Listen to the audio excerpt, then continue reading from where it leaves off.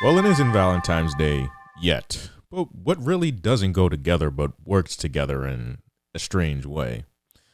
Jam and Magnet, from HBO Family. A dual block dedicated to educational shows that some of us who had the HBO bundle on Comcast, DirecTV, or Dish at the time were able to watch. However, there were many problems with these blocks leading up to its demise. Ultimately, the blocks themselves became lost media. So how did this even happen?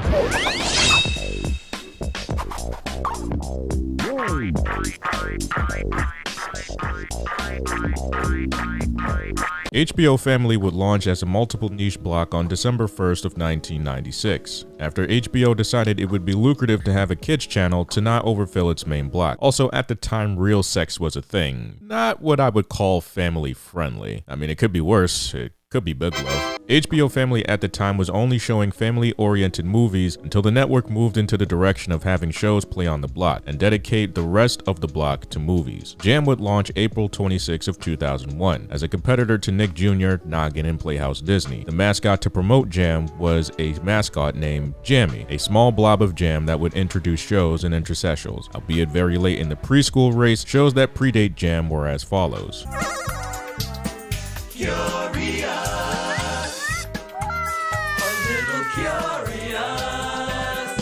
A Little Curious was predated before Jam was a block. Fun fact, the theme song was sung by the New York a cappella group The Manhattan Transfer. The animation produced by Curious Pictures was made in three styles: 2D, 3D, and claymation animation. The show would focus on small topics regarding a specific verb. The show was released on February 1st of 1999 and was responsible for the upbringing of HBO Family.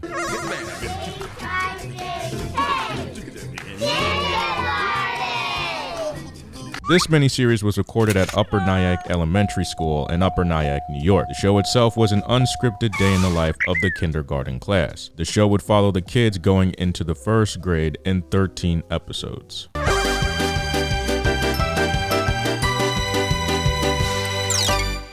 HBO Storybook Musicals was made after Dr. DeSoto, a children's book by William Stagg, was nominated for an Academy Award for animated shorts. Michael Sporn would go forward to make more animated musicals for HBO. Small history lesson on Michael. Michael Sporn would study at the New York Institute of Technology. He would serve in the Navy for 5 years and create animation by mail. After being honorably discharged, he would travel to London to work for Richard Williams and collaborate with John Hubley. After some time, would travel back to New York to create his animation studio, Michael Sporn Animation. He would work on shorts for HBO, Sesame Workshop, WBGH, Scholastic, Random House, and Goodyear. During his time on HBO in the 80s, worked on Lyle Lyle Crocodile the Musical, which was released on November 18th of 1987. As this became a success on the channel, other animations were created as individual anthology shows with different animators. Later would be named HBO Storybook Musicals, with the story of the Dancing Frog, Early Birthday, and the Red Shoes in the early 90s. Later on, other animation companies would add to the series, such as Klasky Supo Incorporated with Alexander and the Terrible Horrible No Good Very Bad Day, Random House with the Country Mouse and the City Mouse A Christmas Tale, as well as Sonar making various episodes from 1987 to 1993.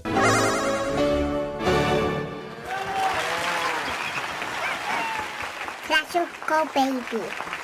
The series was a musical anthology series made by Amy Schatz. She was a HBO veteran who was notable for her work on We Are the Dream, The Kids of the Oakland MLK Oratorical Fest, Goodnight Moon and Other Sleepy Time Tales, and The Song of Parkland. The series focused on classical music, art, dance, and poetry, and inspired kids to keep the art style alive. The show would run for 12 years.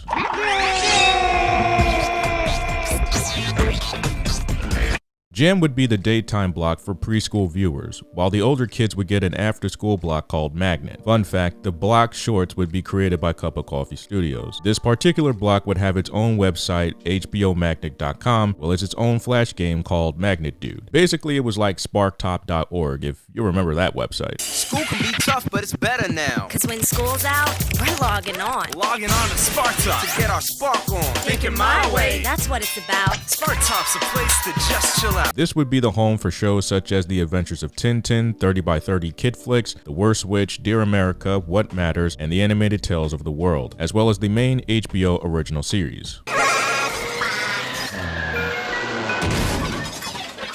Well, now that we've got your attention, Crashbox was made for Magnet by Cup of Coffee Studios. Released on February 1st of 1999, it was a show dedicated to teaching kids math, reading, and critical thinking skills in the form of game shows. Each game was loaded on a screen with cartridges to load each game. The name of the games were Sketchpad, Distraction News, Haunted House Party, Here We Are, Psychomath, Think Tank, Lens, McCracken, Word Shake, Revolting Slob, Mugshots, Captain Bones, Radio Scramble, Eddie Bull, 10 Seconds, Poop or Scoop, and Riddle Snake. The series would last up until the 2000s and would even have its own games to play on the HBO Family website. So sticky and wiggly and goopy and jiggly.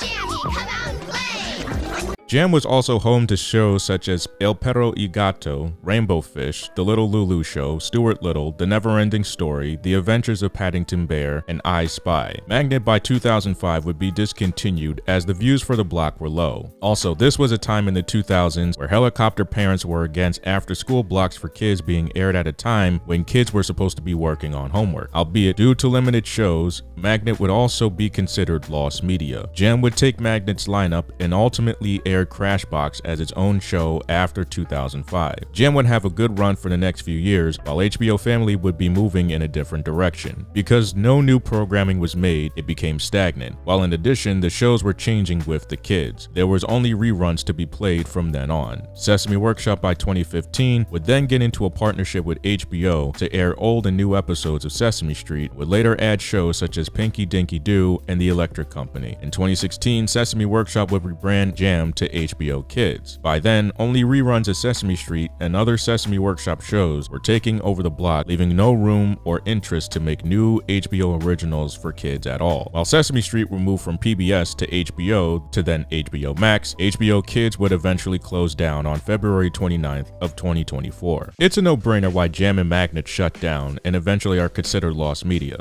Shows that predated the blocks didn't really need to be controlled by a schedule or a preschool brand. On top of that, these shows were old and limited, while HBO originals didn't last more than 2 seasons. There was no emphasis on expanding on the already locked down market of preschool shows, while in addition, Magnet only had Crashbox until the 2000s to keep it going. Because HBO Family was a subscription service, there was Playhouse Disney, Nick Jr., and Noggin that would dominate it, being a paid service already. Not saying A Little Curious and Crashbox were not memorable, but Jam and Magnet needed more shows to compete and it just couldn't do so, only to be given over to Sesame Workshop and forgotten. In retrospect, to those who remember Jam and Magnet had to be there to witness what was left of it, only to wonder why it disappeared. Jammy, so sticky and wiggly and goopy and jiggly.